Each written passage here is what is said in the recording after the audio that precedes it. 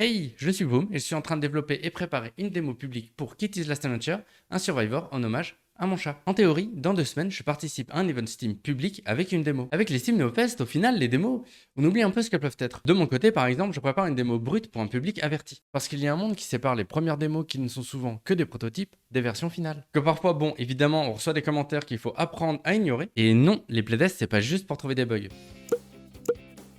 Sur Steam maintenant, quand on parle de démo, on est quand même sur quelque chose de très quali. On s'attend vraiment à avoir un jeu de qualité vraiment finale avec un peu moins de contenu. La démo que je prépare et celle dont je parle, on est loin de ça. Ce n'est pas ma première expérience avec les démos. J'ai d'abord fait Scroma, un jeu de puzzle, puis un jeu au tour par tour de son nom de code Scrototype, jeu qui n'a malheureusement jamais vu le jour, et le tout premier proto de ce jeu. La grande majorité des démos Steam sur lesquelles vous tombez, elles sont là pour vendre le produit. Les démos des NeoFest, elles sont là principalement pour récupérer des wishlists pour la sortie Steam qui est en théorie proche. Alors on n'est vraiment plus du tout sur des démos pour tester des idées. Globalement maintenant, on parle plutôt de playtests qui, eux, ils ont un but précis. Pour Kitty's Last Adventure, je voudrais tester le game feel. Là pour l'instant, je n'ai aucun menu, aucune option, rien, mais j'ai la boucle de gameplay. L'équilibrage sera malheureusement un peu catastrophique, mais est-ce que la base du gameplay fonctionne?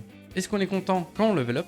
Est-ce que c'est satisfaisant de taper sur les mobs? Viendra ensuite, est-ce que le côté roguelike fonctionne, la quantité d'armes, l'équilibrage? Chaque playtest, son objectif. Pour le tout premier proto de Scroma, c'était vérifier si c'était un peu amusant et si la DA était pas horrible. Au final, l'idée fonctionnait beaucoup mieux que ce que j'espérais.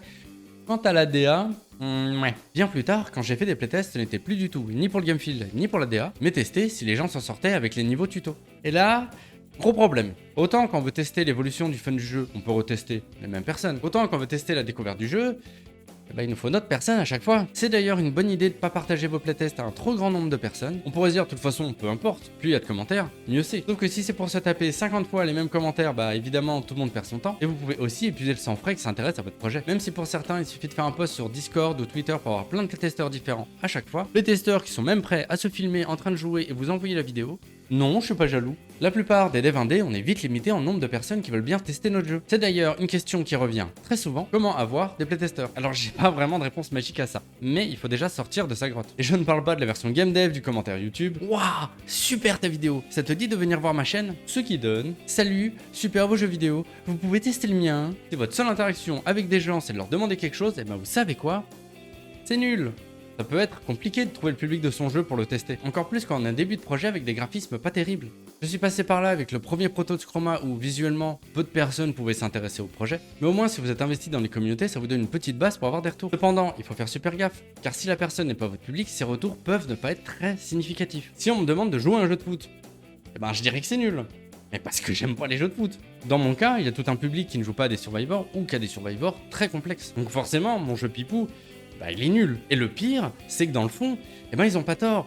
Pour eux, le jeu, il sera toujours nul. Et potentiellement faire glisser le jeu pour que ça les intéresse plus, ça ne fera que l'éloigner de ceux qui s'y intéressent déjà. J'en profite pour en parler rapidement, mais en tant que dev indé, on va forcément rencontrer du public qui n'a joué qu'à des très gros jeux indés ou des AAA. Et ces gens-là peuvent laisser des commentaires pas forcément très intéressants.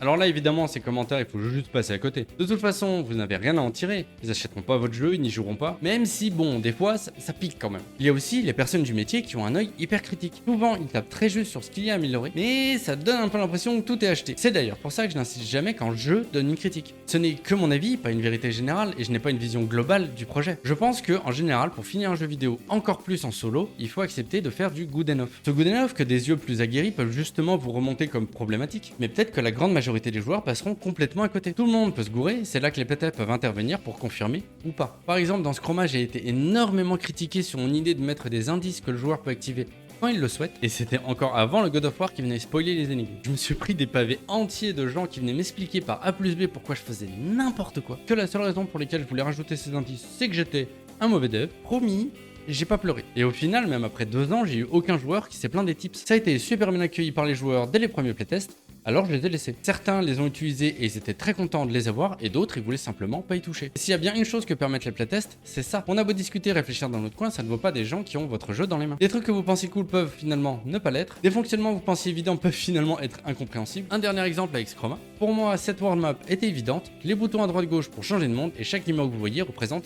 un niveau. J'ai à vue de nez un tiers des joueurs que j'ai vu jouer qui se retrouvent un peu perdus. Et ils s'en sortent, mais ça aurait clairement pu être mieux fait. Alors je vous assure, j'ai bossé dessus. Les premières versions ressemblaient à ça. Une solution qui m'est venue bien après, mais par exemple, au lieu d'arriver sur l'écran comme ça, d'un coup, montrer lorsque l'on arrive de nouveau sur la map monde ce qu'on a débloqué petit à petit.